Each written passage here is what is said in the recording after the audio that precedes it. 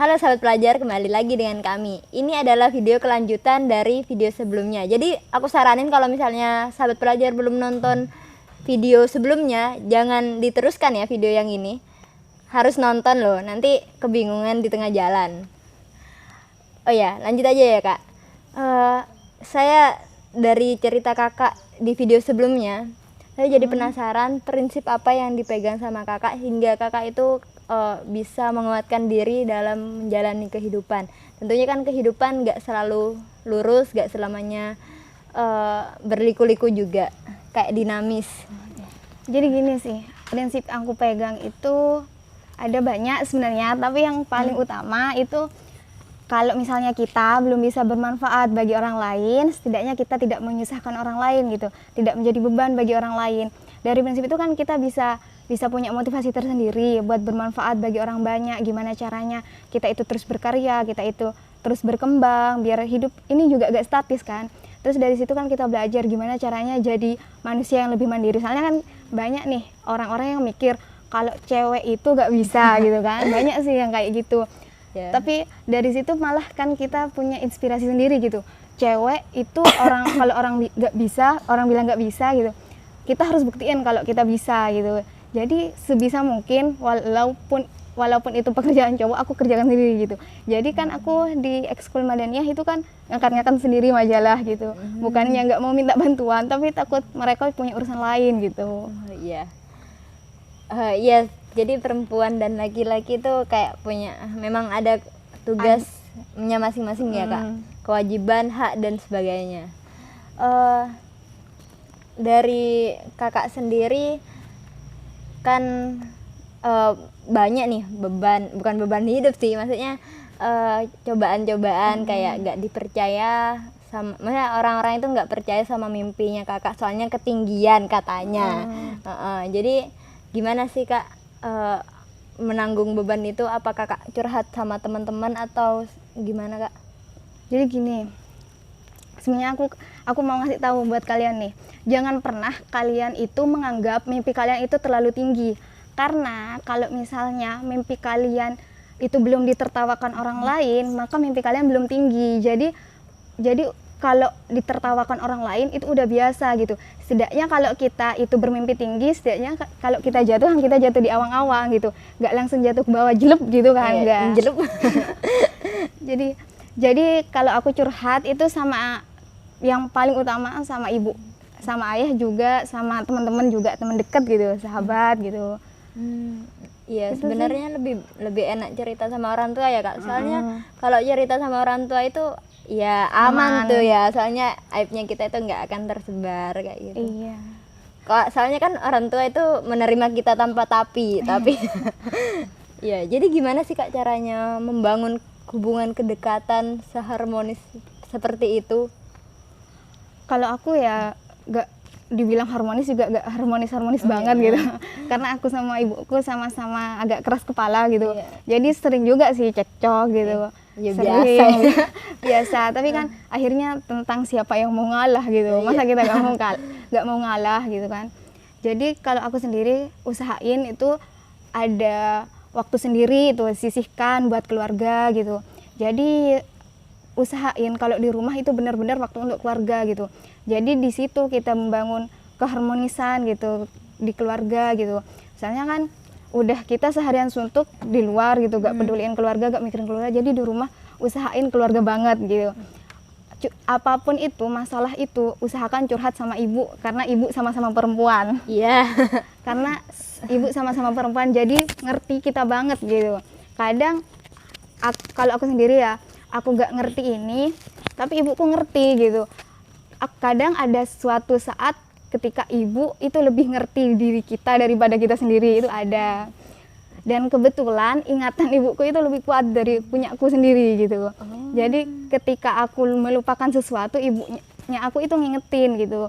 Jadi aku juga kalau media sosial itu dikasih aja gitu kan, kebanyakan kan di privasi gitu, disembunyiin. Aku HP dikasih ke ibu gitu. Wah, jadi ibu itu tahu aku chattingan sama siapa aja gitu, ngomong apa aja ibu itu tahu. Jadi gitu sih kalau aku. Gimana kalau ada yang ngechat macam-macam? Kalau ada yang ngechat macam-macam, ibu kan Responnya juga ya, maksudnya responnya ibunya. responnya ibu kan juga gak langsung nyalahin aku kan, mesti pasti nanya dulu, oh, klarifikasi dulu gitu. Iya, iya. Biasanya kan ada yang kadung emosi jadi ngegas kayak gitu. Enggak sih. Jadinya aku itu sama ibu usahain nyari solusi bareng-bareng gitu. Iya, lagi pula kan orang tua lebih lama hidup daripada kita kan, pasti pengalamannya ada pengalaman yang mirip-mirip kayak gitu, meskipun waktunya nggak sama gitu, mungkin bisa ngasih solusi gitu kan ya kak. Iya. Terakhir kak, harapan buat sekolahan, buat adik-adik kelas biar semakin optimis dan bisa membangun motivasi untuk diri sendiri, soalnya itu penting banget kayaknya kak. Aku kayak jadi Banyak motivator, insecure. tapi sebenarnya nggak sebenarnya apa yang aku katakan itu buat aku sendiri juga ya sih. Iya. Kadang kan kita ngerasa kalau mimpi kita itu terlalu tinggi gitu kan, jadi jangan pernah ngerasa kayak gitu.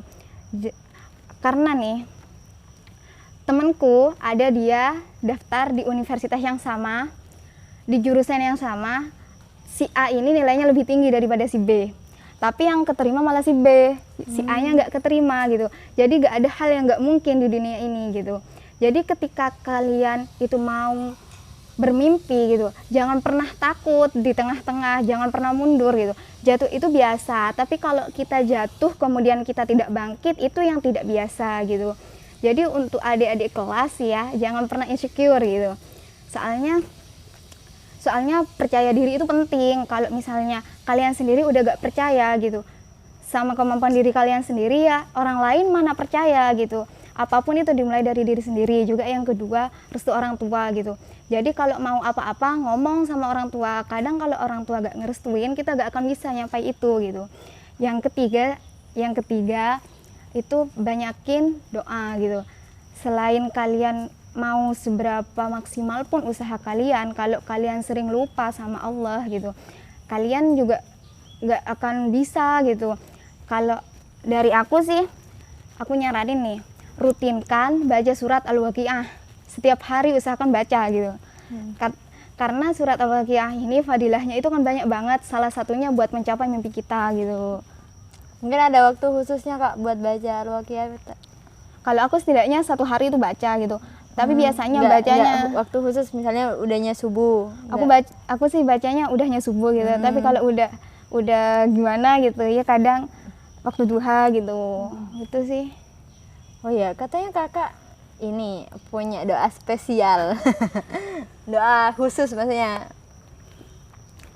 Doa khusus sih sendiri ya. Yang bisa dipanjatkan, iya.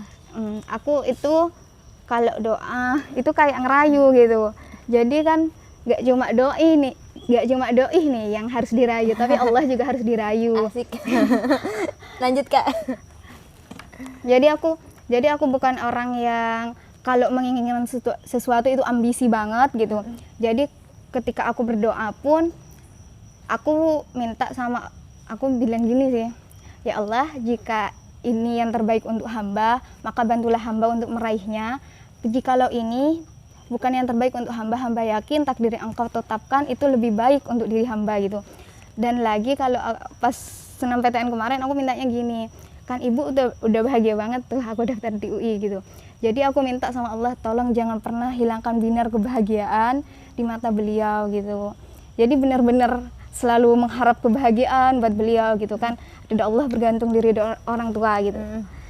Iya. Memang sejatinya teman-teman, apa yang ada di tangan kita itu bukan milik kita. Itu titipan. Adalah titipan. Dan yang belum ada di tangan kita belum tentu akan kita dapatkan, maka jangan terlalu berharap tentang itu. Kalau enggak, pasti kamu akan mengalami kekecewaan.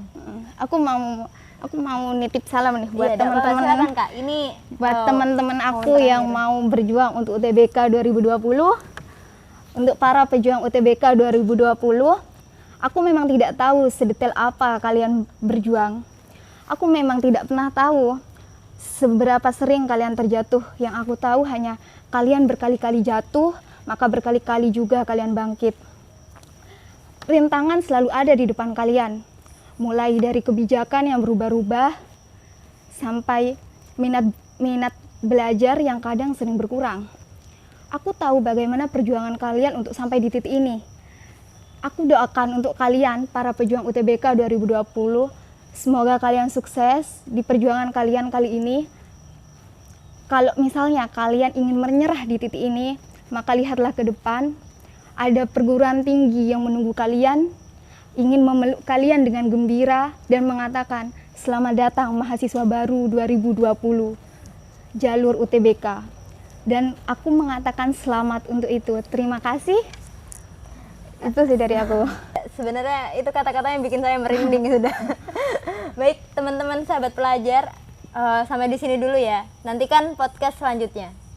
Wassalamualaikum warahmatullahi wabarakatuh.